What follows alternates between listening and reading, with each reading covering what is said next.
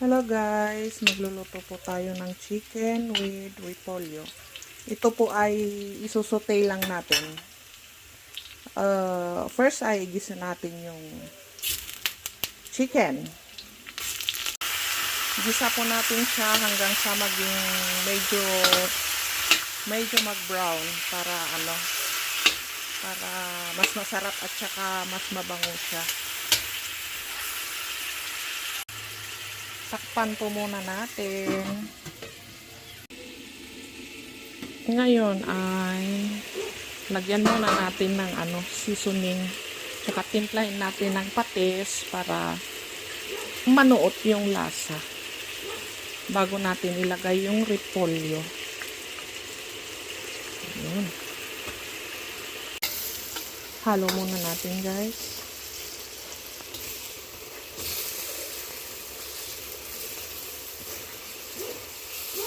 Mamaya ilagay natin yung repolyo.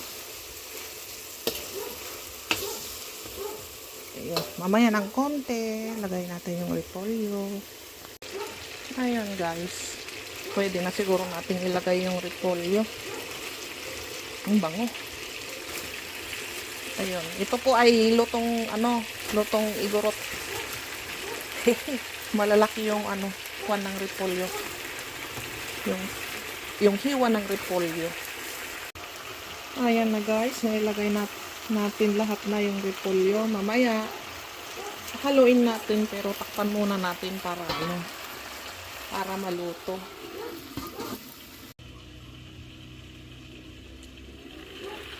Charan! Lagyan muna natin ng konting tubig para panluto, para hindi siya naging half-cook. Gusto ko kasi yung hindi half-cook, gusto ko yung lutong-luto yung gulay. Ayan guys. Halo muna natin. Mekos-mekos muna natin yan. Hirap mag-mekos kung hawak ang cellphone. Ayan guys, na mekos-mekos ko na siya. Antayin po na lang natin na lumambot, tapos tsaka natin timplahin ulit. Lasahan natin kung okay yung timpla, kung hindi, magdagdag tayo. Kaya na po. Wow. Naluto na siya. Magdagdag tayo siguro ng konting patis. Kulang yung patis niya kanina. Tikimin natin kung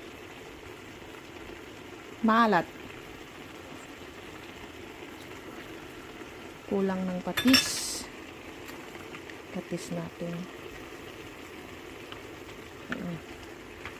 Tapos halo-haloin. Mekos-mekos. Ayan po guys. Pwede nang kumain. Luto na. Kain na tayo po.